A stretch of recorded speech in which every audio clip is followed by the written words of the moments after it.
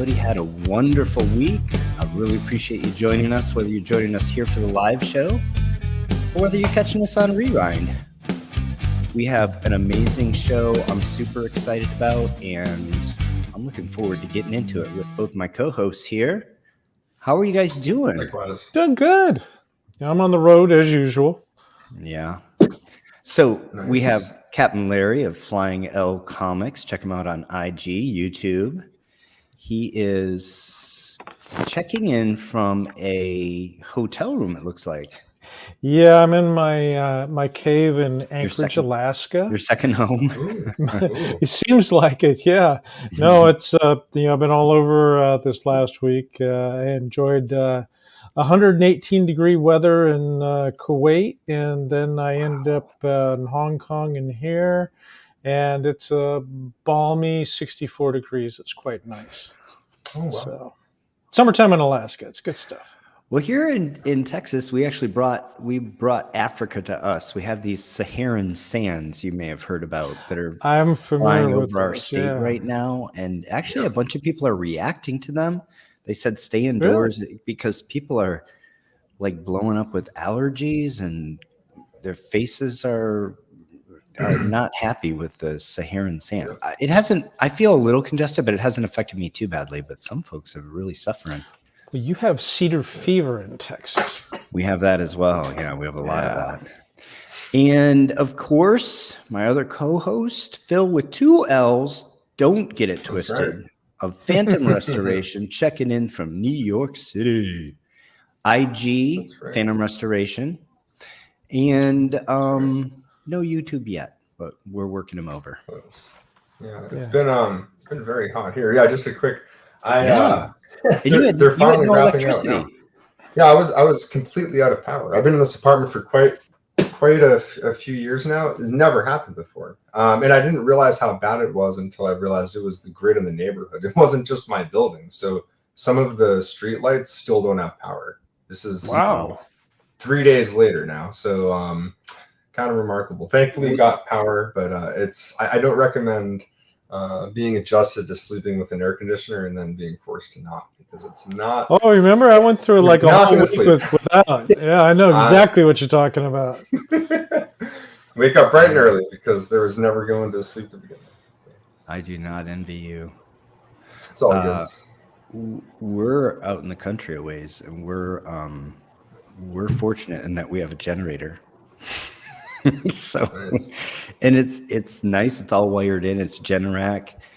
If the power goes out, like the lights just kind of blink a little bit, like there's just like a zzz, and then everything's back to normal, just like that. It's pretty nice. The crazy thing was I didn't realize how bad it was. Like, I've got some power surges before and during heat waves, so earlier in the week it was natural, but I thought my light bulbs in my ceiling needed to be replaced. I was like, oh, one's flickering, I need to.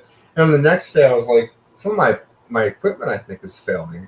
And then I didn't put two and two together until that happened, and I was like, oh my. It was escalated very quickly. Yeah. Thank you, Con Edison. All right. Yeah. So I have something to drink. This is kind of fun. It's an Elysian pumpkin coffee ale. I like the label on that. I thought this was fun last time that I did it, so we're gonna try to like capture the. Oh, it wasn't. No, super you got dramatic. it. You got it. Yeah, not as dramatic as the St. Patrick's Day, but it's cool. Very cool. So, how was your week, y'all? Well, I just laid my hot week on you guys, but Hot. Can you get much conservation done? I guess you can dry clean. You can do some things. not without electricity. No. Wow. Yeah. Yeah, you're kind of crippled without that. I'll be honest. I didn't realize how severe it was until the very night the power went out in my neighborhood. There were like groups of people like outside on stoops, someone with a flashlight with them like playing dominoes. I was like, oh, this is like it brought me back to Hurricane Sandy. I was like, there's diners that were like cash only because we can't use the machines in other places that couldn't even open. It was temporarily kind of funny, strange. Everything's back to normal though. For the most part, yeah. Okay, good.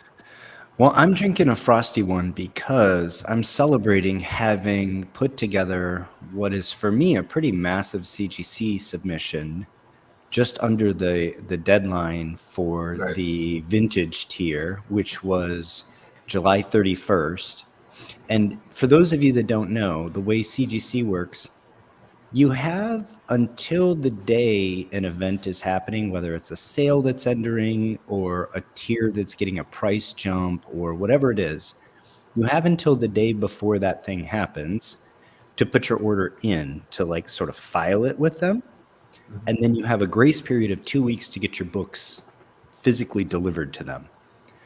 So I worked right up until the late afternoon of the 31st, getting together 25 books because I like to be frugal, and 25 books is the maximum number they will put in a box to ship back to you, so you pay one shipping fee.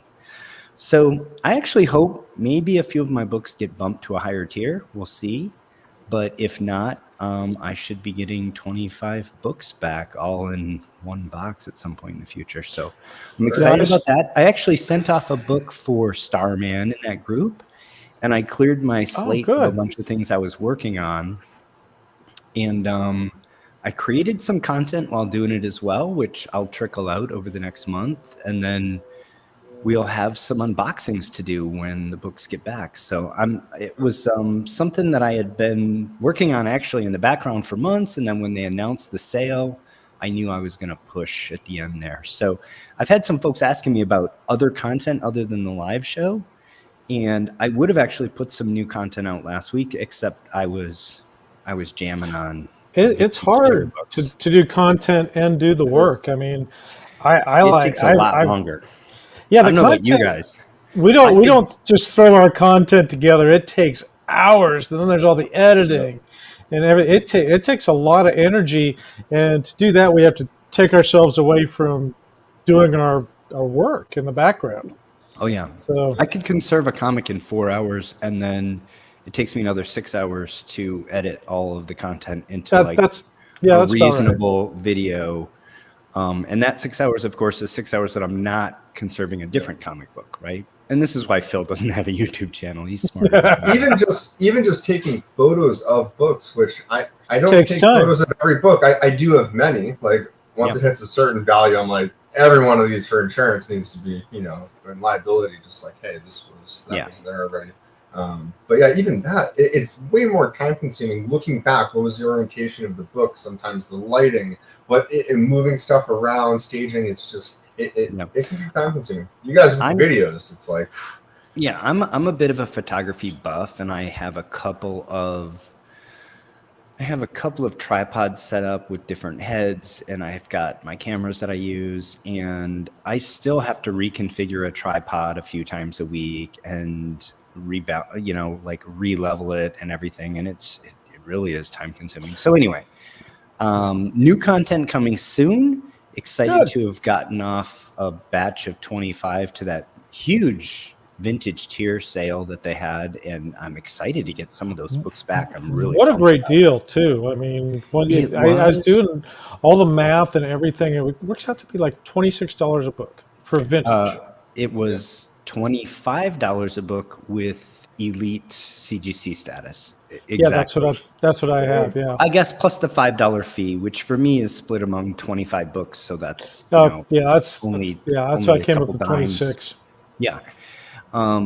So I mean, for most Golden Age, Silver Age books, that's almost free. You're gonna get an extra $50 or $100 or even more sometimes out of the book for it having been slabbed. So the fact that you paid $25 to get it slabbed, it pays for itself for sure. So yeah, I went into the CGC. I wanted to see how many books I had put in for submission in the last year, and I was actually surprised. It was right around 150. I didn't think I put that many in. Yeah. So you should be elite tier. It pays for itself if you're selling that many books. I've been elite for years. Yeah. Yeah. You almost get up to, I don't know what the dealer tier is, whether 1,000 books. Whatever I know, I looked at the list and I said that's not quite the number I hit. I'm well below that. Well, let's say hi to some folks and then we'll get started. We got a bunch of people in the audience there. Let's see who we have We have my buddy Mike, Hugo Danner. He's almost always the first one to comment. We have Shelby from Shelby's Comics. Check him out also on YouTube. The Professor, Peter Alachi. He's also on YouTube. Great channel. Hey, Peter. Maurice Devereaux. My buddy David, the Starman.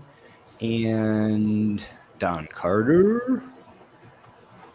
Thank you all for joining. Mike, I did not send off any of those Remita ASMs.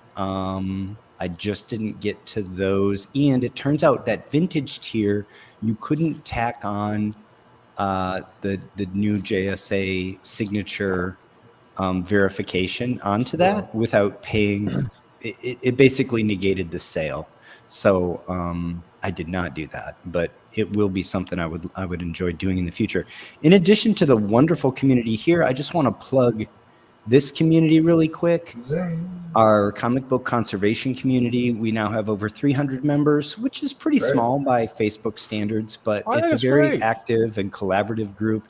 It's actually big enough that we have new content every day, and small enough that we don't have a lot of jerks that are just like making us unhappy. So come join us there, especially if this is not enough for you. If you don't get enough comic book conservation content in this show, come there. There's quite a bit more, including Shelby posts there regularly, Peter posts there regularly, and a number of other folks do. And we get occasional appearances from Jerry the Jitterbug there as well.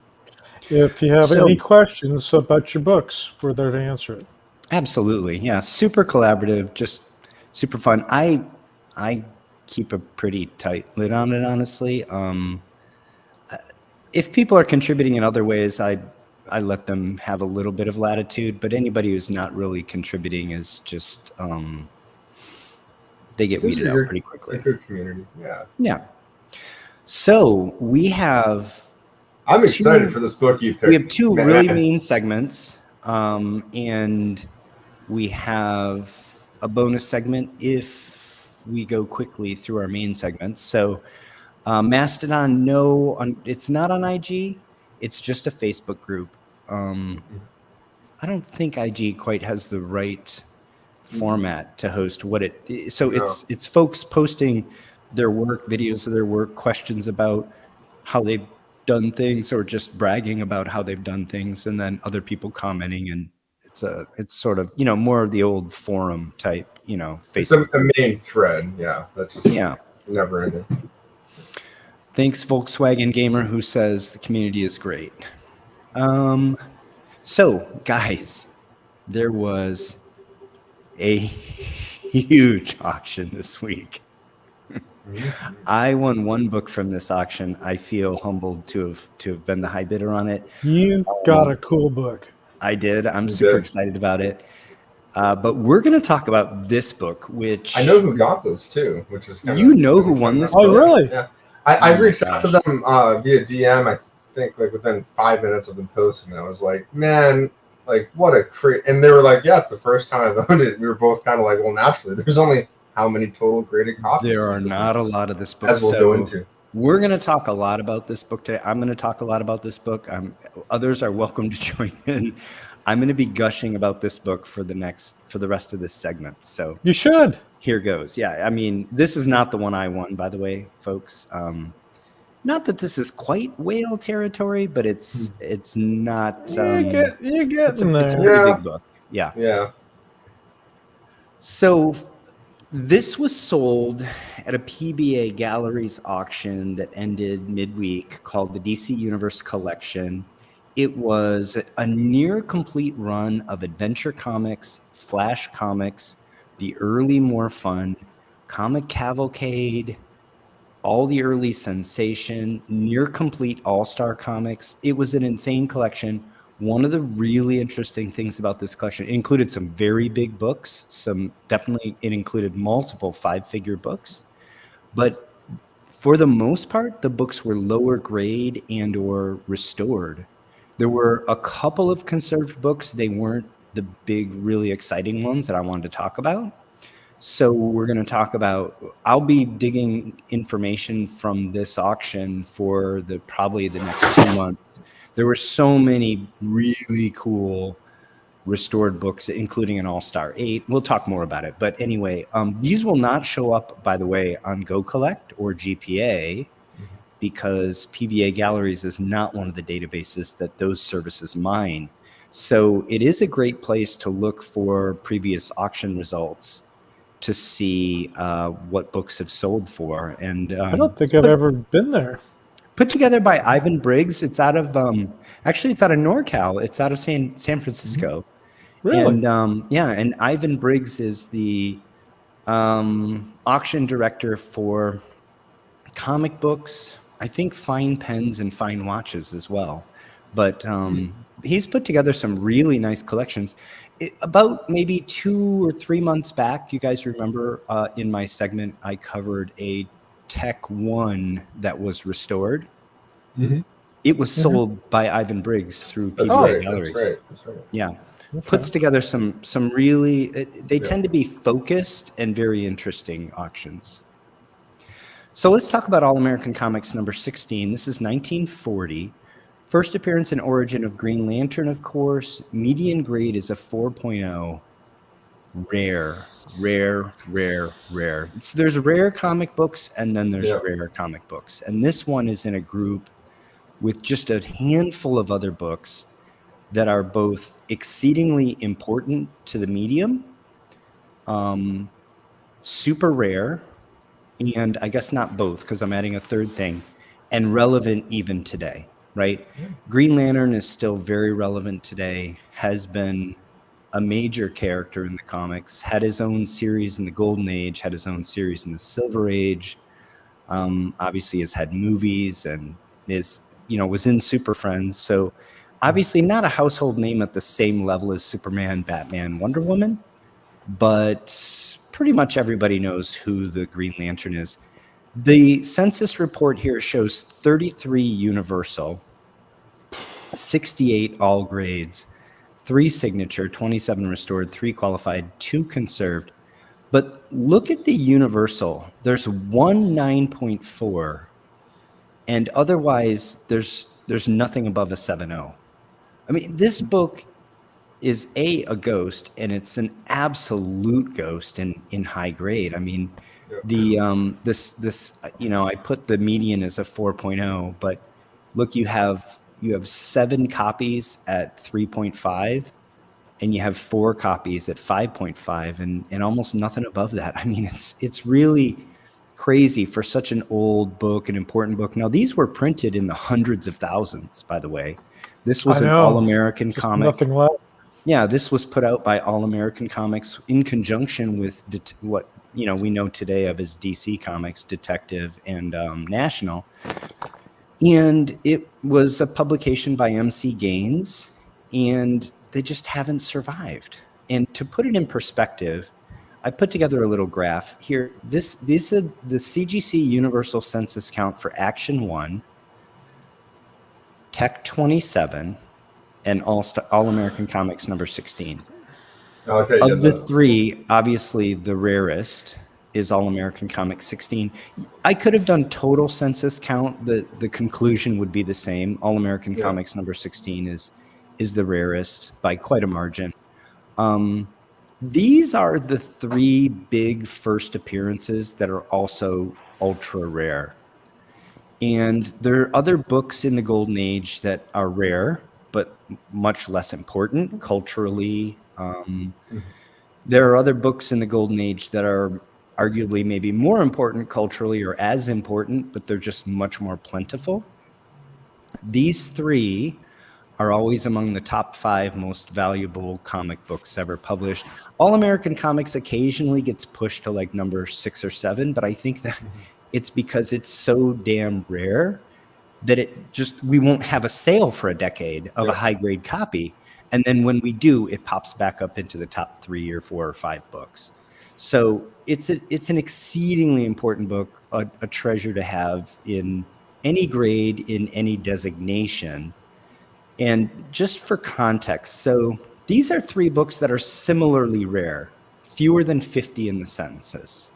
Flash Comics 1, that's another All-American publication. Notice there's no DC logo on it yet, because that's MC Gaines before the deal with National. And that's the first appearance of Flash and Hawkman. Again, similarly low census count, however, just not as culturally relevant as the other two. And I think you could argue, one other thing I should say about these three, great covers, right? You've got the first appearance guy right on the cover doing something really amazing.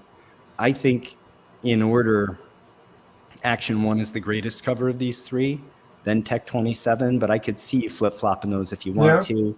I think All-American Comics 16 is a great cover, not quite as good as the other two, but in contrast to some of these others, let's talk about them. Flash is Comics number 1 is first appearance of Flash and Hawkman. It's a good cover, but not, I don't think, quite as dynamic. The images on the side kind of distract a little bit. Hawkman's not featured prominently. The center book, Marvel Comics number 1, also very important, also fewer than 50 in the census. But, you know, this is the first appearance of the Submariner and the Human Torch, and I don't think, you know, neither of them are as culturally relevant today, A, and B, I don't think quite as good a cover. And then Pep Comics 22, actually the rarest of all 6 of these books, only 22 universal in the census. But it's important for being the first appearance of Archie, and of course Archie's not on the cover. It is a great cover, but it's not the reason why people want that book. No, so it's funny. These are kind of the next tier in terms of, you know, these would still all be in the top 10 most important Golden Age books, but they're not quite in the same tier as those first 3. Go ahead, Larry. When I was a kid growing up, Marvel Comics, you know, that one was the most expensive comic book in the world. Yeah. At the time, and it was, if I recall right, it was $85,000, and I'm like, who in their right mind would pay that kind of money for a comic book? You know, Action Comics wasn't in there. It was always Marvel Comics number 1, and then there was the shift, and you know, this is an expensive book, but it's nowhere in the category of Action. No, or Tech 27. And of course, you and I were collecting in the same era. We were buying our first Overstreet guides around the same time, like, you know, Overstreet number 10 or 12, something like that. Yep, I remember that. And I remember that being true. And I'll tell you, even at the time, I thought this book should not be worth more than Action 1. And I think a lot of that was because Marvel Comics was so popular. They were just dominating DC in the 80s. I think so. They were eating DC's lunch. And Fantastic Four 1 was worth just so much more. And of course, Amazing Fantasy 15, they were worth so much more than any of the Silver Age books, the Showcase or the Brave and the Bold books from DC. And I think it traveled back all the way through the Golden Age that people just, they were really into Marvel Comics in the 60s, 70s, and 80s because they were just literally eating DC's lunch. They were dominating sales. And I think that it carried this book around. But this book, to me, is just, it's a good book, but it should not be in that same tier. I don't care for the cover, honestly. Yeah, Marvel one? Marvel I think it's a classic, but I think it falls prey to what kind of Superman 1 does, where people are like, well, it's a reprint because well, you know, there's the technicality of we're going to talk about that in a minute. Funny's Weekly, which is really, you know, so a lot of so there's it's funny how that can be part of it. But then at the end of the day, too, you know, what are the 4 biggest books? It's the 3 in the other in the previous slide, followed by Superman 1 and Batman 1. Yeah, so, I have those. Those are good. I wanted to talk about these books too. These books are equally rare. These are all sub 50 in the CGC census. Adventure 40 is actually not even the first appearance of the Sandman. He appears in New York World's That's his first Fair, cover appearance, isn't it? You know, he has a face. There's a logo with his face and the gas mask on the cover of New York World's Fair number 39. Yeah. That book actually is relatively common though, and he's not featured prominently on the cover. So this is the book that is much rarer that people chase, as where, you know, Sandman's adventures really start. But again, Sandman is just not as culturally relevant today, despite the great Netflix show that we had a couple years back.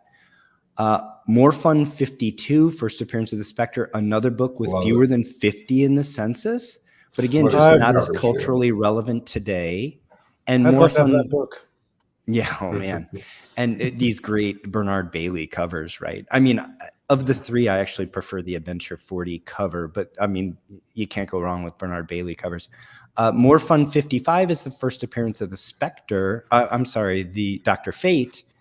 But again, Dr. Fate, not as culturally relevant today, A, and B, also not on the cover. So these books, they're also going to be kind of in that top 10 most important books of the Golden Age, but just not in that same tier as the first three I showed you.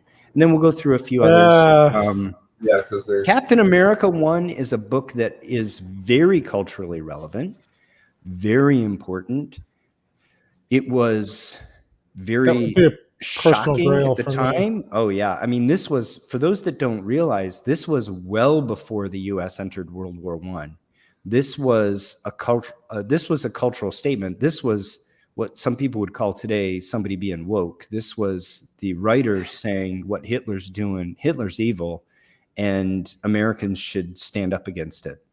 Again, well before we entered into the war. But this book has a census count around 150, like literally 3 to 5 times greater than that first tier of super valuable Golden Age books. So I held it back for a while too, because I remember a decade ago when I was at Metropolis and Comic Connect, I vividly remembered that there was a young woman collector who with her husband would collect books, and Cap 1 was like her favorite book. She had mentioned how many copies they had owned, and I remember at the time too, I mean, geez, it was like entry-level copies easy. It was like 15 or 20 grand, which you'd see like a 1.5 trading hands for $100,000 now. So yeah. it really hit a point where people were like, this is, while the census count is a little higher than average, it's still a Cap 1, and it's just tremendously undervalued. And then all of a sudden, good luck getting an entry-level copy for a song and a dance. It was never going to happen. Right. Again.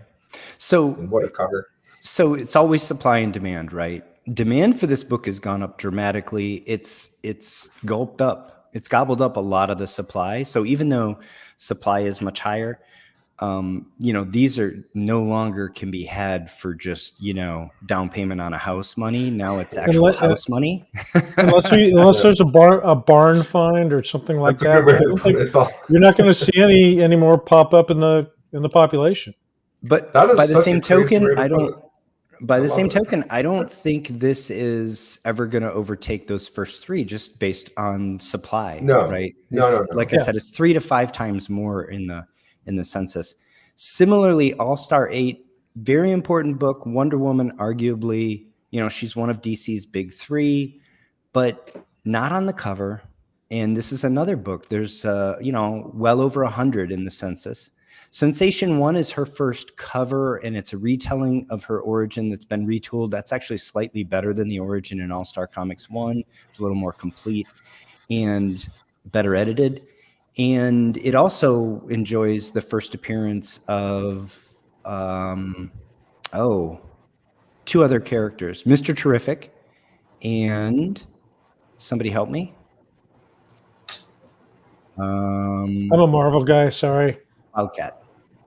So again, great book, but well over 100 in the census. I had a slide and I took it out, Phil. Let's talk really quickly about Superman 1. Superman 1 is about half reprint material, some new material. Mm-hmm. And it also was printed well into the hundreds of thousands, but it's one of the few books that is in the same tier with those first 3 in terms of total that survive today. Fewer than 50 in the census, or right around 50 maybe. Batman 1 could be in the conversation as well. That is new material, but it's later, and it's over 100 in the census, like these other books that I'm talking about. So I think Superman 1 occasionally ends up bumping one of those other books from the top 5. And it is very rare. It is very desirable. And as you mentioned, some people look at it and say, well, there's quite a bit of reprint material in there, right? But there is some new material too. So definitely, it's the first time the origin is really fleshed out well, and it's also it's the first time that Clark Kent's job at the Daily Planet's really fleshed out well as well. For Super Wonder, sorry. Still a very good book. Yeah. Yeah. The best argument I ever heard for it when I was still in the Mac camp was it was the first time publishers said, no, we're going to do this. Like, we're going to have an issue devoted to, and they were like, that's a ballsy move. That's crazy. And it seems crazy now to be like, how is that ballsy? But back then, that was ballsy. Right. Tarzan was like, Buck Rogers was king. This was not something that people were like, is good. And to that point, the heroes weren't even on the covers all the time. I think you're assuming that everyone knows what you're talking about. So Superman 1 was prior to Superman 1, pretty much all comic books were anthologies. Action 1 has a Superman story, and then it has a story for 7 other characters, right? Yeah. Superman 1 was the very first time any comic book publisher said, we're putting out a comic book with nothing but stories on this character. And so that was a flag in the sand, if you will. Well, back at that time too, the mentality was your newspaper comic strips. You'd have a very short segment, then you'd have to wait for the next day, and the next day to get the whole story. And that's the way they did the comic books. So you had multiple stories with no endings, and then it turned into one story. For people only looking at the covers too, and you're seeing graded books, that's something that's easy to misinterpret or overlook. But yeah, if you're handling books and flipping through and seeing it like those anthologies, you are like, Action Comics Superman. You're like, how much of the inside is Superman actually in? Wait, only this percentage? Why? Because there was Mandrake the Magician, and there was like all this, and you're like, what is this other stuff? You're like, well, and to be fair, like space. Through the first 14 issues of Action, Superman only has 3 covers, right? Because they were alternating through those other characters on the cover.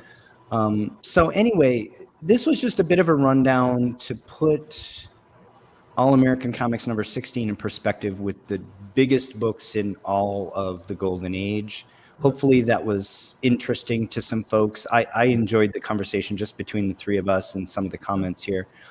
Let's take a moment before we jumped into this specific book to say hi to a few more people, including Comic Cap Collectibles. Hello.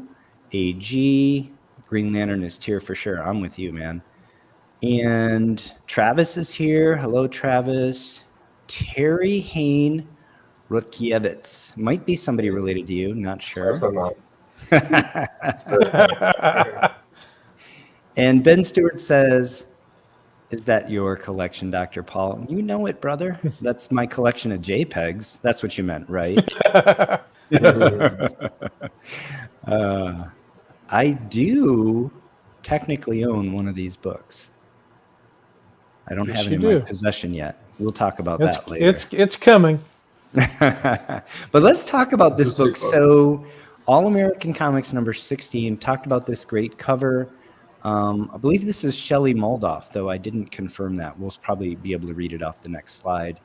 And interesting story. So this story actually came to DC Comics. They passed on it, and they sent it over to Bill Gaines at All American. And, of course, he ran with it. So interesting. DC did ultimately end up with the property. This particular comic has some restoration, pretty significant restoration, actually. Yeah. It's considered B5. So, Phil, why don't you explain to the viewers what B5 means as the professional on the stage here? All right, so we're looking at the restoration scale. You're looking at A, B, and C level restoration. A is professional, C is amateur, and B is somewhere in the middle. And then there's the degree of the restoration. So 1 is the least, 2 is more, 3, 4, 5 is the most. So if you have something that's B5, you're talking something that's somewhere between amateur and professional, and the most amount that is within the spectrum of the rest. So extensive. restoration, basically. Not something you're going to consider, for example, doing restoration removal on, almost certainly. Almost certainly. Yeah. I don't think anybody's going to crack that slab. No. Just for reference, the highest I've ever removed, and the book was conserved after, was 3 level. As far as I can, I'm pretty sure. And that was probably a lot of work. Yeah. It was a decent amount of work. Yeah.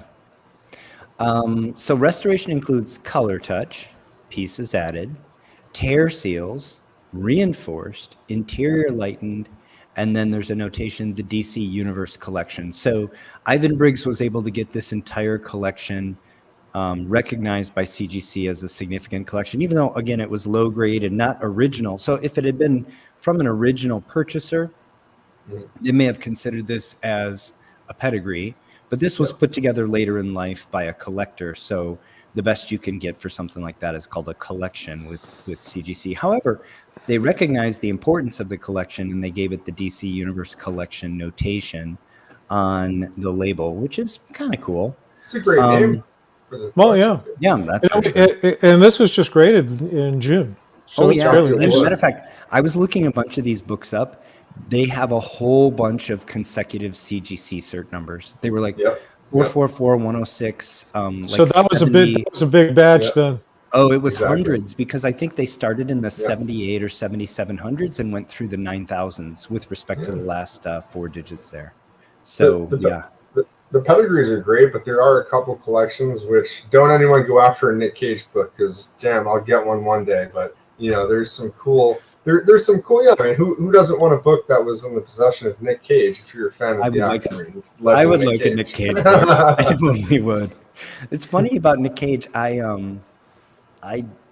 think he's a good actor. I don't think he's a convincing like action star, because I just don't think of him as much of like a badass. Like, he doesn't seem to have like a physical presence. But I like him as an actor, and of course as a human. What's not to like about the guy? So I would love a book from the Nick Cage collection. I have seen a few DC of them. Universe. This is. I mean, just hearing the name, there's I don't know. There's some allure to it, I think, and it is. God, this book from the DC Universe collection, it sounds pretty cool. Well, I got one. It's on its way. I'm curious what this one went for. Well, we're going to find out soon. Let's go through a little bit more of the greater notes. Oh man, I thought I did already. Interior lightened, interior spine reinforced, moderate creasing to cover, pieces added cover B5, pieces added interior B3, tear seals interior B1, tear seals top and bottom cover B1, very light staple rust. Made me think like, man, you did all that. Just take care of the staples, for Christ's sake. Come on. Yeah. Can I make one comment just on the resto scale too, just to clarify? So if for the savvy people too, if you're looking in the notes, sometimes what will happen is all of the work that's present will be A-level work, except for one thing that was B level or C level. And it's the way that they graded it is it will all get lumped into the worst level. So so all of that A level, sorry, it's good, but there was this B level, the whole umbrella now is B. So sometimes looking at the notes will help a more discerning eye kind of make heads or tails of. Great point. Anybody's guess says, does B5 pieces added have a rough estimate in size? Can it be half the cover? It does have a rough estimate in size, and I do believe it is pretty close to half the cover, isn't it? I think it's actually a little less will trigger. I want to say 4 inches. It triggers a 5. So you have to look it up in the CGC. 2 by 2 inches squared, I think. Yeah. Or maybe Larry, you might be correct. But it does have an estimate of the size. I think anything bigger than 4 inches triggers a 5. And there's nothing bigger than a 5. It's like a hurricane scale. That's the scariest thing, too, is that there's more of a degree between 4 and 5 than there is 5 and above. 5 can be, So much between 5, exactly half. Yeah, actually, that's that's my point. Like, so to be B4, you'd have to be smaller than a quarter of the page. Anything more than a quarter of the page is going to be. I thought that's what you were trying to. Yeah. Half the cover would definitely be a 5. Yep. And thanks for joining us, anybody's guest, and thanks for the comment. Really quickly, because I like it when people prove me wrong. It's an opportunity to learn. Mike says Daily Star News was the original newspaper's name before the Daily Planet, and he is absolutely right. Nice. You got called out. He's absolutely right. Thanks, Mike. Is it relatively harder to remove A or C restorations, or is it an irrelevant question? Ooh, yeah, that depends on what it is. I mean, I think it depends more on what it is than whether it was A restoration you're generally not going to tackle, but a C restoration, if you're talking glue on spine or something like that, color touch to me is the hardest one to remove. Well, trimming's pretty rough. Well, okay, I take that. Trimming goes without question. That is the most difficult. Trimming can be restored through leaf casting, but you're not going to get that A quality conserved. I don't believe. You could, but you can restore an edge. It's not going to look right though. Yeah. And in my experience for this, the toughest color touch that is A level is basically the hardest to remove. And it's something that you would think is the opposite, but really C level oftentimes is bled through. So removal, the first step is IDing and finding it. So you can say, cool, it bled through here, there it is to remove. But if you have A level and it's not bled through, you need to find all of it. And that is the most difficult part, because one set of eyes. Don't get Larry started. Oh, boy, don't get me started. I sent that Tales Crypt. It's going to twice and come back to purple label. I cannot find the restoration. Larry's got a comic book. Third time now. I didn't mean to trigger you. Searching for half a year for the color touch on it and can't find it. Larry, I haven't found all of it yet. If it makes you feel better, I mean, I'll openly admit, and I have this as a disclaimer on my website, right? And I know for a fact, some people will just send books straight to CGC to have them remove color touch because they'll get the guarantee. The caveat is that's what I did at the third try. Yeah. Even one level, sometimes CGC will look at and say, we're not going to remove this because we can't safely do it. And not to my own credit, but I've removed color touch from books just like that and got them to a state that was either blue label or only needed like one or two more scrapes and they got it. So I needed to act as the middleman. But my point is, right now I have a book that's coming back for a client that paid me to remove color touch, and I cleaned and pressed the book, and it's coming back. It was a C level, and now it's a B level color touch because it hasn't bled through, but something is still there, another thing within the nuance of this work. And it's why I have the disclaimer, but it is I refine my methods. When I sent that in, there was nothing I saw at all, and yet they say that there is. So. I consider myself fairly good at spotting color touch. I use the ultraviolet lights. I do, glancing light. I do all sorts of stuff. I'm a professional, and it gets me. And it kills find me. the color touch. Yeah. You can look at it with a microscope, and it can be tough, honestly. It's because I'm one person and you're one person, and sometimes, and this is the tough thing. Sometimes you need to have the book sit on your desk for a month, and then you pick it up and look at it and say, "Oh my God, now I see this crease. That's where they filled it in, and I didn't see it before. My eye was looking in other places, and now after time you see it, but." Without that month, you need someone else's set of eyes. That's why CGC can do it.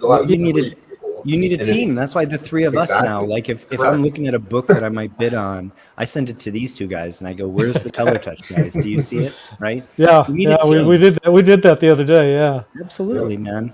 Yeah. So, I think maybe we could do a drum roll here. Just this week, this book hammered for $34,375,000. That is, of course, with the 25% buyer's premium tacked on. It exceeded Ivan's estimate in the $20,000 to $30,000 range, and I know why. Because it's just it just The last one that doesn't came up, change hands often. Well, yeah, I was going to say there's not that many changing hands, and it's a big boy comic. Yeah, I tried to come up with what are relevant sales, like what should the fair market value be. Like I don't envy Ivan for having to come up with an estimate. Look at the that. last two universal sales. There were 3 universal sales back in 2020. A 3.5 was the highest of them. Sold for 72,000, and a 2.0 sold for 31,000. There was also a 0.5 that sold the same year, over 10 grand. So that's 4 years ago already. You know, we're going on half a decade since a universal copy has changed hands. It's crazy. This is how rare the book is. And if you own it, you're not giving it up unless you somehow get an upgrade copy before you sell your undercopy. Good luck getting that. Yeah, if you sell it, you may never see another one. You can make the argument right there that the 3.0, the 2.5 that sold 4 months before the 3.0.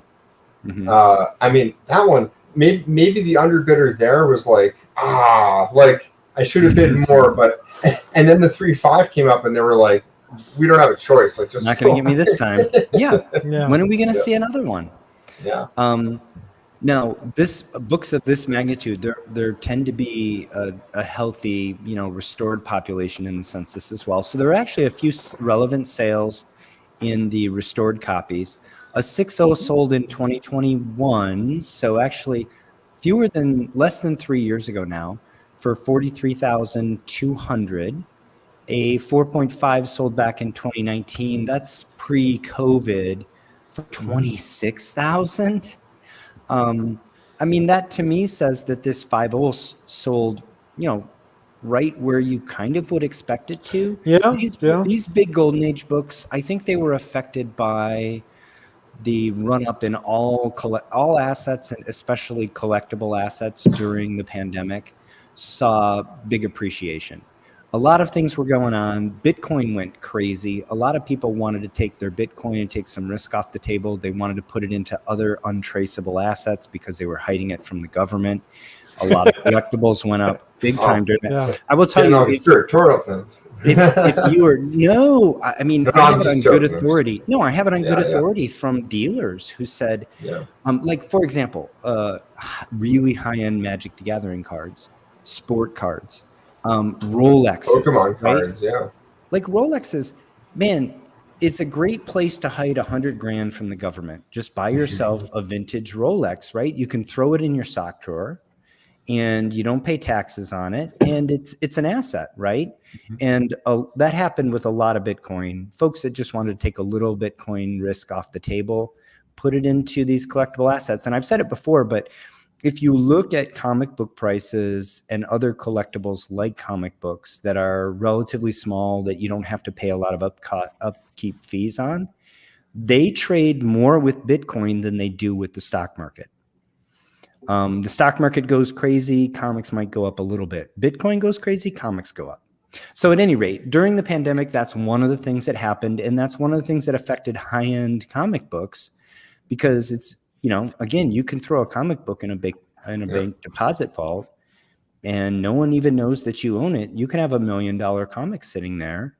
And that's what a lot of these buyers. So again, I have it on good authority from dealers who said, I had guys that I'd never even talked to before come in and say, I want your high-end stuff. And they weren't even collectors previously, and they knew what was happening. They were happy to make a buck on them. But anyway, so I think that Golden Age comics were not as affected by the run-up. They're more tied to Bitcoin prices. And that's what makes me believe that this 35,000 was really right in line with the last 6.0 and the last 4.5 that sold, right in the range.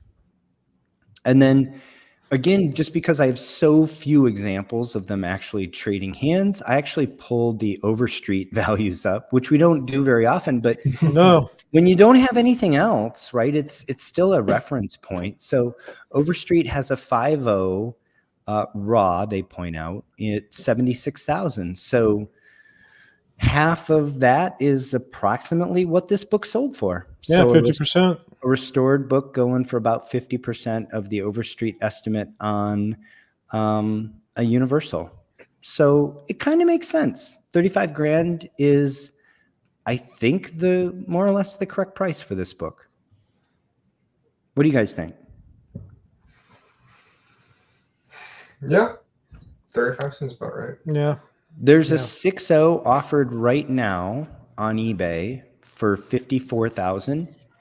This also feels like just a little bit high, but not crazy relative to a 5.0 just selling for 35,000. You might say, well, maybe this should be 45 or 48, but you're in the right ballpark here. I would feel more comfortable if the guy had a higher feedback number. Oh, well, this is a separate issue. There are still one of the things, when we don't have any other data for the value on a comic, one of the things I think is good to do is go out and just look and see what ones are offered for sale.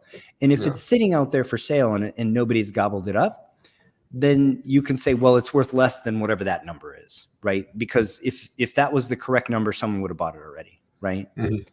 So, I use it. But you're right. I mean, with low feedback, it may very well be that well, that would this is the correct price, but nobody wants to risk with the low feedback. Correct. I think it's the restoration in this case, because that's also the, not all books are graded equal, but not all books with the restored labels are treated equal too, because one could just have one thing, one could have 5 things. And in this case, I saw reglossed, and that's one of those things where even in a 5 level where everything's technically removable, sometimes people see reglossing and they're like, that's unreversible, and that's like sacrilege. So no, I can't do it. And maybe other wise, they've been on it. I didn't actually pull up the I didn't actually pull up the list here, but that's a very good point. I just sort of threw it up as a bit of a touchstone. Larry, you're right though too. I mean, there's part of my brain that's like eBay buyer protection, but I mean, 34 feedback, $50,000 book. I get what you're saying. Yeah, you might as well put a Gulfstream jet up there for $20 million. It's just like I'm jaded. I hate admitting. I'm just like, it's probably fine. They've been better on eBay. A book like this, aren't you making arrangements to pick up in person at a bank? Though? Oh yeah, no doubt. Surprised. Not necessarily. Yeah, he's only offering $12.45 shipping. So yeah, that shipping is a good deal. I've had people send me books not signature required that I'm not going to call out, but people that should know better. Let's just books where you're just like, oh my god. Well, this was one of the longer fair market value segments, but it was just, to me, such an interesting book and an interesting situation. So I appreciate everybody hanging with us through this. My conclusions are the price was actually in line with previous restored sales. Not enough data to establish a true universal fair market value. It just doesn't change hands often enough. When it does, when that 9.4 sells, it'll reset all the prices everywhere. And then it'll probably go into somebody's collection for another decade or two before it changes hands again. That's just how this book works. Overstreet estimate of Universal about 2x the restored. Overstreet catches a lot of flack, but for pretty stable Golden Age books, seems right on to me. Yeah, I think it's accurate. Yeah. What do you guys think? Interesting book. Yeah, well, the thing is you start looking at the rarities again. We've talked about this before. Even in a restored label, that purple label, people get afraid of it. But like you said, it may be a decade before you see another one come on the market. Anybody ever seen Todd McFarlane show off his comic book collection? No, I have not. All of his big all of his big whale books, they're all restored. Yep. They're all did you see the latest book that Kenny was working on that he just put out today? It was Todd McFarlane's collection that he's. I didn't know that. No, I didn't. Yeah, if you scroll down and look down the details, it says special thanks to. It was a Todd McFarlane collection. TMC, that's cool. So I think that's Todd's book that Kenny's working on. Let's see. Who do we have new? Looks like Aaron Conyers Hey, thanks for saying hi. Thanks for stopping in. Let's get started on this segment. This is going to be fun, guys. Oh, yeah, my turn. This was a project. It was a fun project. A labor of love. Definitely a labor of love. It was when I saw it come up on. I said, you know what, I want to fix this. I can't stand looking at this thing. It's got wormholes. It's got rodent chewing on it, and this is a classic World War II Golden Age book. It made me cry to see. And I looked at it and just go, man, the cover looks really good. It's dirty. I'm just like, yeah, I gotta buy it. It's got good bones, right? It's funny when you develop new skills. Your view of the world is different, right? It literally changes your view of the world. And so, 90 days ago, you would have viewed this book completely differently, right? I would have. Well, do you remember the days when you saw a book that had water damage? You wouldn't even think about doing it. You'd walk away in 2 seconds. Oh, that's water damage. Not going to do it. Now it's just like, okay, no problem. I'll take care of it. So in Larry's segment, we're going to walk you through everything about this book, from the acquisition of it, all the work that he did, the results, the methods, and the final result on this book coming back. So definitely stick around, because this is going to be super exciting. And if you're watching it on rewind, you won't want to fast forward. So let's get started. This was an interesting book. Now, a rat or mouse or whatever, rabbit, Wolverine, basically chewed the whole corner off this spine. Something chewed it all off. Then on top of that, it had wood-boring worms. I mean, there's bookworm holes, and it was awesome. It was through the entire book, and I still. I felt bad for it. It's kind of like a Charlie Brown Christmas tree. You look at it and go, oh, that poor thing. I can make it better.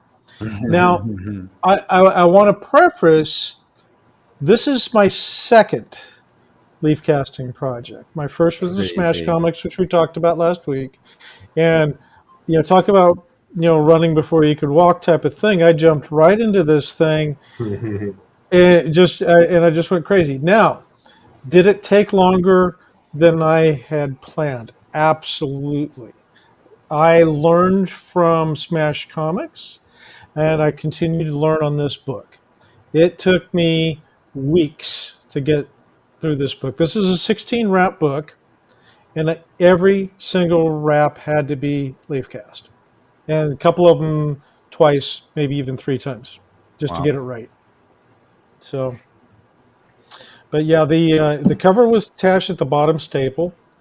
It was split halfway up the book, and by the time all was said and done, and cleaning and everything, it was split even more than that. It didn't quite split in half, but I would say it was about 75% split by the time I was done messing around. You're talking about just the cover? Just the cover wrap. What was the interior paper quality like on this? Forgive me if you mentioned that already. No. I didn't actually. It was slightly brittle, is how I would classify it, especially around the wormholes. Because every time I tried to work with a wormhole, it would break or flake or split. Wow! And it was very difficult. It was challenging. Let's use that. And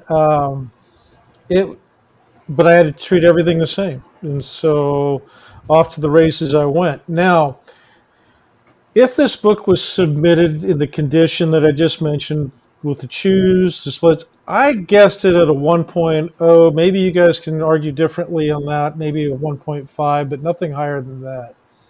I don't know what you guys think. I think, personally, I put it more to 1.5. Do you? But I didn't see cover it is still attached to the top staple. I mean, cover was attached to the top staple. It's not fully split, right? So if your cover's fully split, you're maxed out at 2.0. If you have if you Or have some 1A. other minor defects, you're going to stay at 2. If you've got any other major defects, you're coming down to 1.8, 1.5.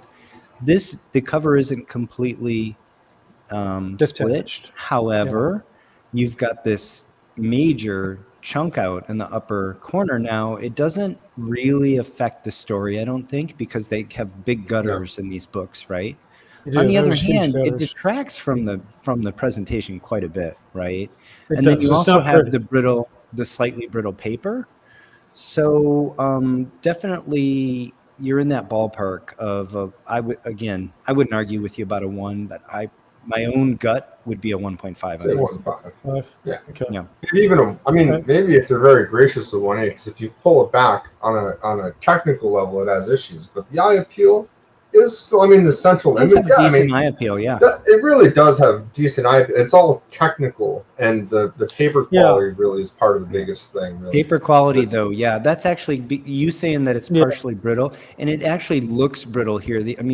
Here on this chew, it actually almost looks like it's cracked off Larry, rather than. I want to ask specifically the brittleness. Did it correspond? Was it like kind of the top left and then the bottom right? If you're looking at the book from the front cover, would those be the two main areas of brittleness? Yes. You would say? Yes, exactly. Okay. Because those are kind of the areas that were more exposed. Yeah. So Usually, yeah. Yeah. It doesn't have a really bad spine roll, which we see on most of our Golden Age books. No. Yeah, this one was kept very well. Whoever the rat was that was nesting on it did a good job. There was no pee stains, so I was happy. It was. I looked at it, and other than if you step back and look at it from the holes in the chews, it presents really well. Yeah. It's just to me it was just dirty.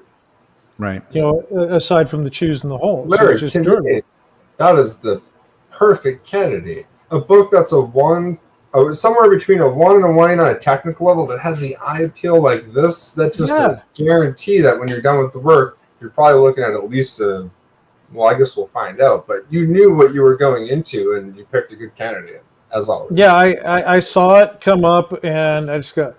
I can't let that one slide. I hate Batman. I know. Or my Batman. That one sucks. So, all right. Now, the next picture we get into. Go ahead and. Yeah. Sorry. And everybody, Paul has control of my slides here. You have to tell me next slide. Appreciate it. Okay. Yeah. No. Next slide. Okay. So, I call this my hillbilly vacuum chamber. So. I didn't want to buy something, so when I knew I could make one. And there's a whole nother video. We've talked about this before. This I made it out of a wash tub and a laser grid table and a shop vac. That is my vacuum table, everybody. So this is what it looks like. Now I am using. This is a page from Smash Comics. Larry, before you move on, I just want to plug the video. Larry did a video on how he made this on Flying Owl Comics. Go check it out. I think it's a very good vacuum table. It is. Solves a lot of problems with some other setups, and obviously it's very effective. So, sorry. No, it's quite all right. So, here's the process. After disassembly, everything was. I did my normal routine. I deacidified everything. The first bath was the normal 25% solution that we all use, mixed with a little bit of peroxide. The second 2 baths were just no peroxide and just rinsing. From there, it went into the blue LED chamber because I wanted to get the colors correct. I wanted to lighten it the most it was ever going to get lightened, and from there, that's when you start getting into your pulp colors and things like that to mix them. So laying it out on the vacuum table. So what I have here is we surround it, and I basically lay around the edges. And when I'm mixing this pulp up, I blend it, I strain it several times so I can still get some long fibers in there. And then it went into a 50 millimeter syringe, and that was so handy to lay out everything.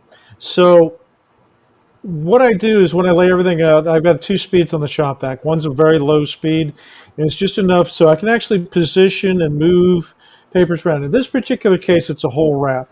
But when you have two halves of a wrap, you want to get them positioned correctly. Once I get them positioned, it goes on to high and starts pulling through. Now, underneath this, and I'll credit Shelby for this one. He suggested silkscreen, and that's what I'm using underneath. And that's absolutely my go-to. Hollytex works great. Silkscreen worked just as well. It's a lot cheaper too. So I would lay down an edge, and the vacuum would pull all the liquid out and retain the paper pulp around the edges. So yes, it does look very rough here, but this is just like the first step in casting. So I'll comment here for those that are trying to recreate this work. The syringe is the one I sent you, right, Larry? That is correct. So syringes come with 2 sizes on the opening. One is called a lure lock. That's the one you're probably familiar with. It's a small one. If you watch my channel, you've seen me use them quite a bit. There's another one, though, called the Toomey, which is a larger diameter ID, and it's sort of just right for this work. If you're trying to source for this work. Yeah. don't get the normal syringe that has a lure lock delivery system. Get the syringe with a Toomey opening. That's the one you want. Well, to give you an idea, on the Smash Comics, I did that with a condiment dispenser, Right. ketchup dispenser. It Sure. can be, yeah, exactly. It can be done like that. Yeah. It can be done, but it's a lot of waste, a lot of mess, and you got pulp going places you don't want it to go. And you end up having to shake it out almost. This, you have positive pressure. Exactly. It comes out when you want it. Paul, it worked awesome. I can't thank you enough for providing the syringe. Great to hear. That was great. So I thought it would work well. And you were 100% correct. So now the question that comes up is, what is your pulp? Okay, I used a 1 to 4 pulp to calcium hydroxide as my liquid. Mm-hmm. So it wasn't water. It was all, because I wanted to have that deposit in the paper and even in the pulp. So everything went on that way. So if you go ahead and go to the next slide. Sorry. No, that's all right. I'm getting refilled here. Okay. So after it's done, this is what it looks like. Now, when I'm done laying down that pulp, I take another piece of silkscreen and lay it over the top of this, which also makes it easier to handle. But I just use my fingers and just smooth all the edges down. I just press down on all the edges and flatten it. That's literally how I was getting my thickness down. And you can use a straight edge or a spatula or something, but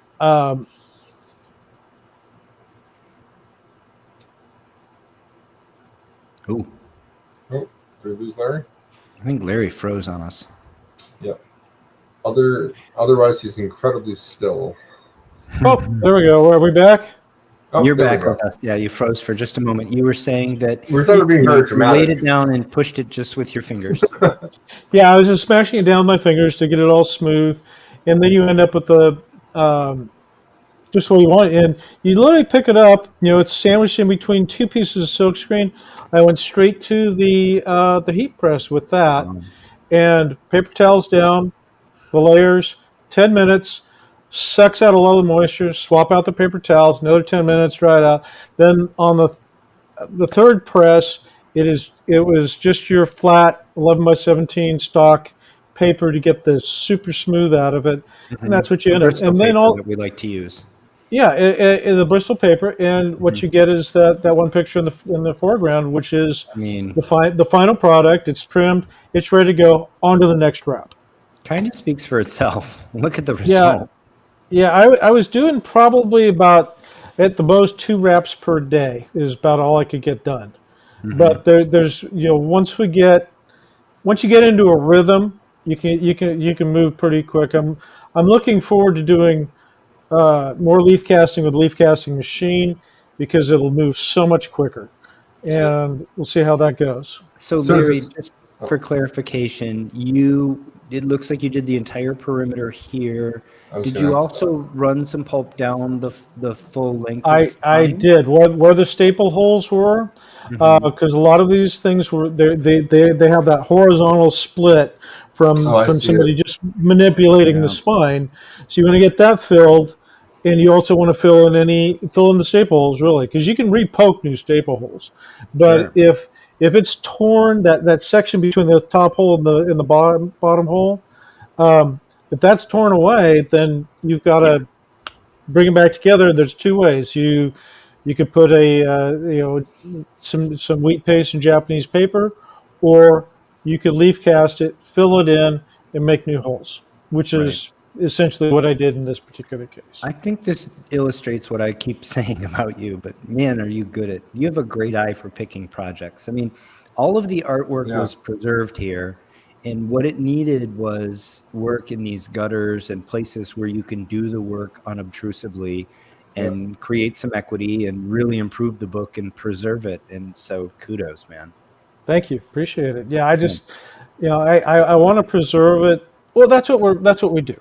Yeah. We're here to That's what we're here for. preserve these books. We're saving them is what we're doing. So, Absolutely. all right. So that's what it looks. So these are some of the what you're looking at is on the wraps, some of the fills. So this top picture, that's just one of the wraps where the rodent chewed through. If you look, there's a very slight color distortion.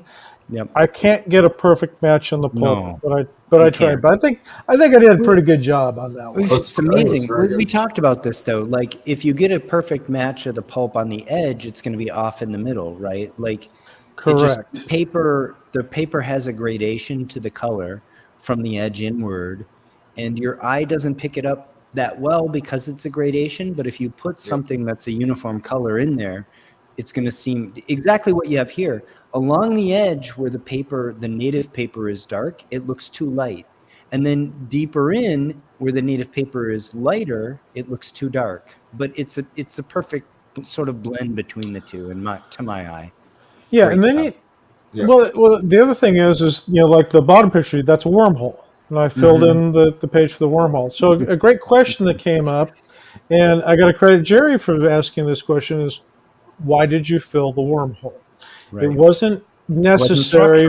Right? It wasn't structural. It was not structural. And that's why we leaf cast, because we're leaf casting to protect the structure. In this particular case, it was optical, and it was part of, maybe it's my OCD. I needed to fill in that hole. There should not be a hole in a wrap, in my opinion. Yeah. And so I wanted all these wraps looking beautiful, and so that's why I did it. I'm 100% with you. I would not go through this trouble and not fix the bookworm holes, right? Correct. No way. Yeah. So that is the reason. But it was this is a big book. I mean, 16 wraps. Yeah. So it was a bit much. These pre-war books are monsters. They are monsters. You did a lot for your dime back in 1942, man. Yeah, that 10 cents went a long ways. So let's go to the next slide. So this is an example of a before and after top and bottom picture. So you can see the top pictures. You can clearly see the wormholes in the bottom left, bottom right, and the notch at the top. There's also in the top left or top right of the picture, there's another wormhole at the top of the page. I see it. Yeah. So all of those got filled in. Yeah. All right. From arm's length, this looks like magic. I'm going to just say it. It's not magic. I am not. I know if we see it up close, you can see the work that was done. But honestly, that's awesome. Great job. Well, thank you. The other thing is there's that texture of the pulp. It's got to have that right feel. And so using the longer fibers and getting the layers out right. So you mentioned too on the Smash comics, you had an issue where when you first cast the whole book and then reassembled it, you found the thickness was too thick. And then so you were like, oh man, I got to go back and remove the cast and redo them thinner. more. Yeah, and so that was my learning lesson on the Smash Comics when I tackled this one. So I didn't have that problem on this one. I was very careful not to have it too thick, and I used a much thicker pulp on the Smash Comics than I did on this one. Mm-hmm. Also, the So, method for delivery too. What did you use for the method? On the yeah, Smash? a different method. And the other thing is I did two-sided casting on this, and that's not something that is normally done. You can just fill it in and go, but Yeah. I wanted the look, and so plus I also wanted the experience of doing a double-sided cast. Yeah. And it presents its own challenges, Mhm. but I was able to get it looking, because if you cast from one side, this is for everybody that doesn't know, you're going to see from the backside, you can see the entire edge, everything, all the cutouts and the notches, and I wanted to experiment a little bit with this, and so I flipped the page over while it was still wet, and also apply leaf casting to the opposite side at the same time prior to going into the drying process. Yeah. Just for those two, Let's just share some of the kudos here. Peter says, thank beautiful job. Volkswagen Gamer says, paper looks natural with the age. Yep. And Mike says, looks incredible, Captain Larry. Thank you. There's a lot, as you just mentioned too, Larry, with that paper color that, this work is already magic to people that know nothing about the work. And then you can know how it's done and still not totally understand. And then it's that secondary thing. And Paul, how you were saying before, there's that gradation of the color too. I mean, there's not only that on one side. You have to account for the fact that the paper's toned differently on the other side than it even is on the main side you're looking at. And then they're like, how many shades of white are there? And off-white and cream. And you're like, there's a lot of shades. I got to credit Kenny Sanderson on that, because I didn't know it could be done. And what I see, let me comment on that for a moment. As the resident person who devours the conservation peer-reviewed literature, I will tell you, there's very little written about two-sided leaf casting. It's not really practiced, frankly, as far as I can tell, by rank and file conservators that are working in museums and libraries and et cetera. And, Kenny's put some posts out about it. And, again, I could share a few more of these kudos, but for Larry to Larry went from 0 to 100 in a second. I mean, this is his second book, and he's already doing, two-sided casts. Well, it's like, where's the brake pedal? I just kept on going. Shelby says, amazing, my friend. Robert 292. Thank you for joining us, Robert. Wish I had your skill. Mastodon Comics says, looks amazing. And Peter says, two-sided spot casting can blend the pulp better. Absolutely. And that's why it's worth doing, even though it's obviously a lot more work. Yeah, when you have stuff like a cover that's got a different color on the outside than on the inside, and that's what caught my eye. I saw Kenny do that. I go, oh, that can actually be done. Yeah. You can do that. And that's when I went, okay, I need to practice this. Yeah. And so I don't know what my third leaf casting project will be. It hasn't drawn my attention yet, but there'll be one out there. And Kenny to me is the absolute gold standard. He is the one that I would strive to replicate his abilities, and he's been doing this for years and years and years. And I'm an amateur. I'm a hobbyist. I don't do this professionally like Phil does, but I want to test the waters. Yeah, basically is what I'm doing. Before we move on any further, let's say really tremendous work there. Thank you. Thank you. Cheers back to friend of the channel, Kat, who says hello and cheers. Hopefully, also enjoying a cool beverage. And you have agreement from Mastodon Comics who says Sanderson is a genie. I believe he prefers genius, magician. But wizard, extraordinary. Yeah, it says practicing on Golden Age Batman. Wow. Yeah, we recognize how privileged we are, and we do have a lot of gratitude for the good fortune that we have, all of us. And our ability to share it with everybody at home. Because, I mean, if you think about it, nobody out there is like the three of us. We're putting out some information for everybody to do this work. It is possible for you to do this. This is my second book, and I built it. I built a vacuum table out of junk. Right. You know. But we three have been collaborating on Larry's project here for at least half a year, right? We've been talking about what to use and all kind of other stuff. So Larry didn't like decide in an afternoon to do this, right? This is many months in the planning. Yeah, I did buy it on spontaneously, I will confess. The book. Yeah. I saw it come up, okay, click, sold. It was a great book. Great book. Yeah. Great work. Kudos are just flowing in now. Yeah. Okay, let's go to the next slide. All right, there it is. This is what I paid for it. It came back. The guy originally asked $2,500 for it. Then he realized that it's not worth $2,500. Yeah. So then he redid it, and I clicked on it to follow it. I just wanted to see if anybody was going to bite. And all of a sudden I got the notification that there was a price drop, and it was 71% price drop. I looked at that, and okay, that's a little bit more palatable for this thing. And I think a lot of people would be scared off by its condition, but I was not. Sure. So, because all I did was see this dirty book that was all chewed up. Yeah. So you know, 7.4. I don't know where he came up with the weird 718.69, but it doesn't matter. Right.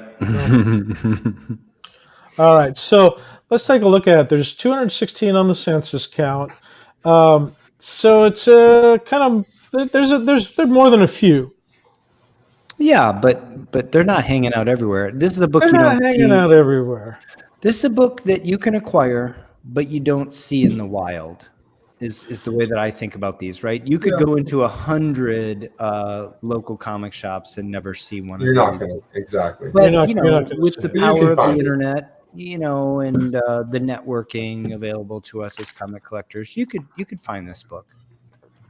Mm-hmm. All right, so the bottom end of the scale, there's just no real movement. There was a 1.0 that was sold November of 23 for $785. GoClick's algorithm, it just hits a certain point, but there just aren't any there, and it just starts filling in numbers. And so It's really not an accurate representation. You got to look at the sales, and there really isn't that much there. Agreed. I think what it was doing, it anchored the 4.0 at 35.50, and it anchored the 2.0 at 7.50, and then it tried to just smooth the curve between them. I think that's exactly what happened. There was a lot of compression, as we often see, there's a lot of price compression in the lower grades as well. Yeah. So it's tough for the algorithm. They do a pretty good job overall, but yeah, you just have to have a sense for these books in these kinds of these golden age books that don't have a ton of census or sales data. No. So it's. Yeah. It's like I've got a couple of books. There's like none on the census. So how do you even gauge something like that? None. Really? Yeah. Gerber? Yeah, there was one. Well, I couldn't say none. I think there was like one book, and I can't remember which one it was. It was a golden age book of some sort. Yeah. But they just weren't there. So let's take a look. Next slide. Here we go. Congratulations. Thank you, sir. So it came back in the 3.5 off-white pages. In the notes, we have restoration includes pieces added, leaf casting, reinforced, cleaned, interior lighting. I don't know where they got pieces added because I didn't add any pieces unless they're considering the leaf casting as adding pieces. So I'm not sure about that notation either. To me, and then is old school style, non-leaf casting type, and would normally throw you into restoration. Well, they use the word restoration. That's the other thing. That's why I have it underlined.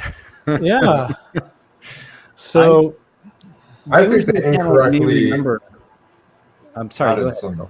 I think that they incorrectly added, because Paul, I've been over this with books that you've, or at least one book that you've gotten back, and I know I've had this happen on some of my own books. As soon as I see restoration includes, that tells me it should be a purple label. So whoever at CGC had this labeled and printed out the wrong one, but really whoever initially set it up chose the wrong one. It should be conserved. So it's kind of like an error within an error. It's a double foul there. A little bit. Yeah, but well, to be fair, we're really testing these guys at CG guys and gals at CGC, right? Sure. I mean, we're sending in books that we've worked on, as Matt Nelson has said, and almost famously now, because I've heard a lot of people repeat it, they have to judge the books as they see them, right? And so they have to make their best guess as to what was done. Question: did you send a list of your work in, Larry, with the book? I did, always. Yeah. I've just any book that I work on, especially one of this extensiveness, I make a list of everything that I did to it. So that's what threw me off when they said pieces added. I'm just like, I didn't add any pieces other than the leaf casting material. They said you were lying in the note. You omitted it, and we found out. So yeah. That's kind of how I took it too. I think this one's worth having a conversation with them about. Yeah, I think so. But then you make that argument. Okay, if you send it in for a correction, is it going to come back with a purple label? It could. It should. It shouldn't. It should not, though. I mean, I think in this particular case.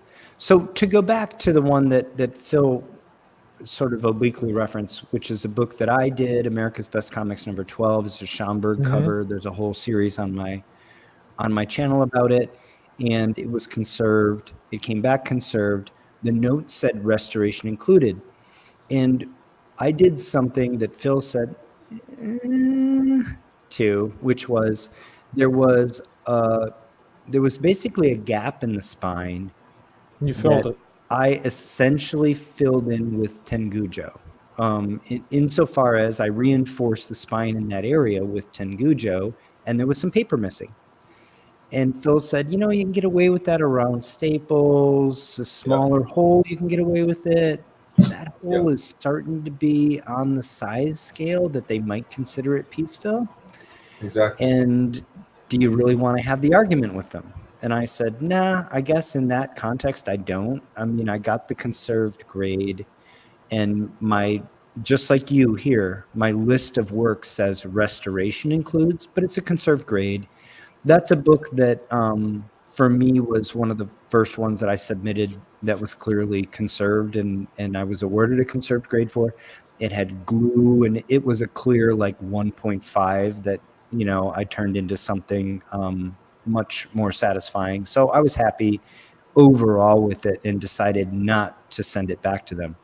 This book, I think, is different in that you don't have any of those borderline, as far as I can tell, any of those borderline issues. And I think it's worth a conversation with them, because I do think, although it's a conserved label, when I look at the list of conservation, it says restoration includes. If I imagine you're going to keep this. This is a PC book for you. This is PC book for me. On the other hand, even PC books ultimately end up, our heirs sell them, when we leave the mortal coil.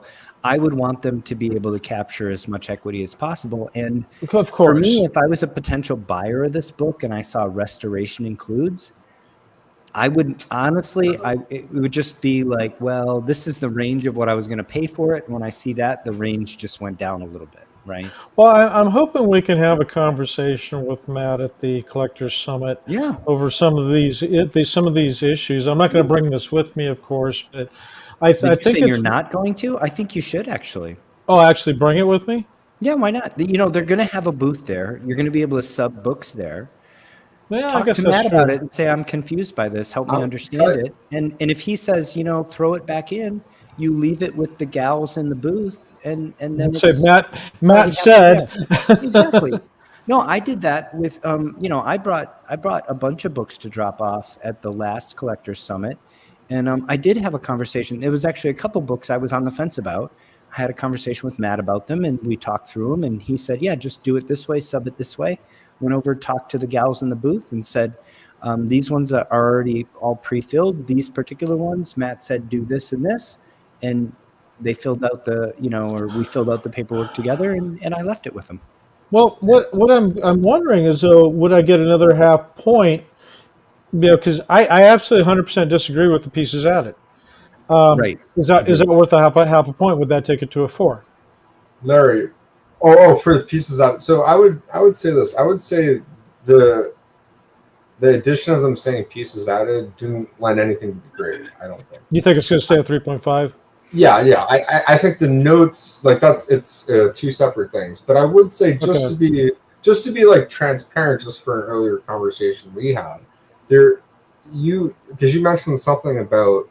And forgive me, like I don't mean to misspeak if this isn't like the no. And I'm maybe being a little presumptuous here, but before I say this, I can't imagine how satisfying. Did you put your finger over the wormhole and like push down on the cover and be like, that whole area that there should be a wormhole through the book, like it's not, and I can put the like, haha, I did that. I made all that, like, haha. It's satisfying. So within that too, though, I know when I first started doing this work and I was very eager to submit stuff, and I can't even imagine how you are in your position with your job and your time and everything like that. So you mentioned before you submit this that you lost that bottom right corner there, right, on the front cover. Do you think do you know, or could you maybe find it too as a? I looked. And it was. I can tell you what happened because, I had my goggles on because I was doing close up work, and I blew on it to get some eraser marks out. And I looked down; it was gone. I went and looked everywhere because I'm in a carpeted room. It could have gone anywhere, and it's gone. I would only recommend if the grade doesn't bother you and the details and the label don't bother you so much, just leave it as is. But if you really want to try to get the technical grade up, then either try to search for that piece or just cast that bottom corner and that tear that they said in the notes. That'll get you to the 4, definitely. Do you think that bottom corner? I saw a book that Kenny cast, tremendous work. And I want to say, geez, the area that he cast on the front cover alone must have been at least 2 inches by 2 inches. And the art was all gone. And that book came back like a 3.5. It came back the same grade as this with that much art missing. So I agree. Your potential for a higher grade. It might be worth a crack just to recast the cover. If you like want, a lesson learned. I agree. Yeah. I actually, like, you recast that corner. I don't even think that a 4.0 is necessarily the cap on this book. I could see it even higher. I could see it as a 4.5 because of the page quality. You bump page quality up too quite a bit. That's one. Of the off white. Yeah. Well, I'll bring it to Collectors Summit, and the three of us can get together and we can look at it and make a collective decision on it. Yeah. I think it'd be great. Before we do, I think you have a few on fair market value, but actually I want to catch up on a couple comments here on the way. This is fun. Ben Stewart says, we're doing a basement renovation, swapping the utility sink out, definitely saving it to build a Captain Larry casting table. That's awesome. Mastodon Comics says, I want to learn to press. I'm miles away from this type of work. And in response, Volkswagen Gamer said, Comics and Music Comic Books, CPR by Michael Sorts in the Goldmine, highly recommend. I will second that, and I will also go so far as to say, in addition to the book, Captain Mike has a website. He also is one of the creators of a really good Facebook group, much larger than ours, on cleaning and pressing. A lot of folks in there, super experienced and super willing to help. And so if you're new to the game and you're not ready to jump into conservation, you want to start with sort of like a little bit more basic cleaning, pressing, start over there. And as a matter of fact, some of the best guys there are also in our conservation group and contribute quite a bit there, and contributed to Michael Sorensen's follow-up book, the whitening and stain removal book. So just second Volkswagen Gamers comment here. Ben said, bravo. Mike says, nice. Peter says, congratulations, despite the graders' notes. Despite the graders' notes, yeah, thanks. Thank you, Peter. We also have this comment. I wonder how much tribal knowledge the Golden Age graders have. Lots is the answer. Lots, yeah. They're extremely experienced. These aren't the teenagers that are coming in and grading your modern books. It doesn't mean they can't make mistakes. And again, as we said, they have to grade the book as they see it. So they're guessing on a lot of things. They're highly educated guesses. These books are going to pass through 3 sets of hands, and they all have to see through the same hole in the same book to get the grade. Volkswagen Gamer said, wave it in his face. This is in referance to bringing this book to Collector's Summit. Matt, here, look at this. I don't recommend, but I thought it was funny. No, I'm not going to do that to Matt. Ben says, question, has anyone requested a special reviewer, specific grader, like Sean Caffrey or Matt Nelson? You cannot do that. I will say this, though, because as a matter of fact, the graders, I mean, there's certain things we do know about CGC grading. One of the things they take seriously is, impartiality. The graders may not know. They're forbidden to know who the owner of a book is. Now, for good reason. Yeah, right. You don't want somebody to be able to go, oh, let me grade that book. It's his buddies, and he bumps it up to grades, and then they sell it and they split the profits. Right? There's opportunity for corruption there. On the other hand, if you have an issue, especially on a big book, you can reach out to Matt. You can make an argument. If you convince him that you're correct, he will talk to the graders. And he'll be frank. He'll say, look, they grade it, right? But if you make a good argument, he'll at least act as a go-between and say, this is the argument, and I found it convincing, but you guys grade it, right? That's what customer service. Just to be, because Larry's done that with the book, and we found that the best, easiest way, because Matt being president, like, he can do this on like certain books, but the general way to do it, which CGC is incredibly receptive about, is just contacting them.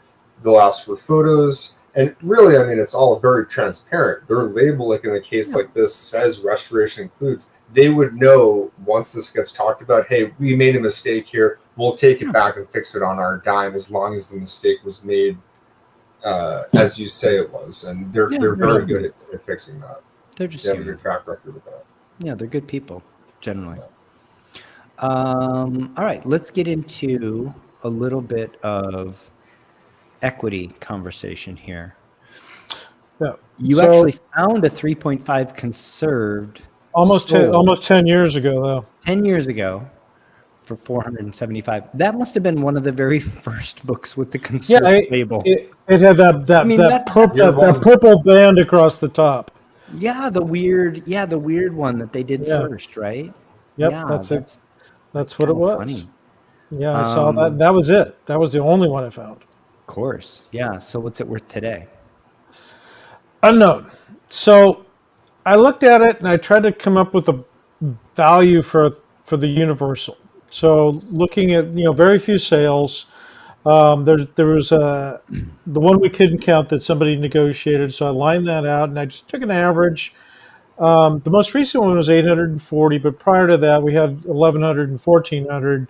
So using that, I come up with an average of 1,140. Then I did the 50% to 75%, which I think is a fair range for calculating conserved value. So 570 to 855. So equity, maybe, maybe not. But for me, it's something for my personal collection. So it wasn't really about that so much here. It wasn't about that. It was about the journey, to be honest. I'd say long term, you definitely created equity. Oh, you look at it short term oftentimes, but in a case like this, I say give it give it 5 more years and the way the market is, I wouldn't be surprised if you start to see some incremental equity. Yeah, I think I agree with you on that. And and this particular thing is, like I said, for me, it was the experience, it was the journey. I wanted to see if I could do it. Yeah. Bottom line. Well, and you know what? I complimented you earlier on picking a really great project book, but you may have paid more for the project book than the fair market value of that book. I believe that I did. Yes. And that's okay, because you purchased it specifically with a goal in mind. And so I think that, fair market value on that book is probably more like $400 all in. Yeah, And maybe. had you purchased it there, you probably maybe a little bit more because of the created a compression, little but more equity here.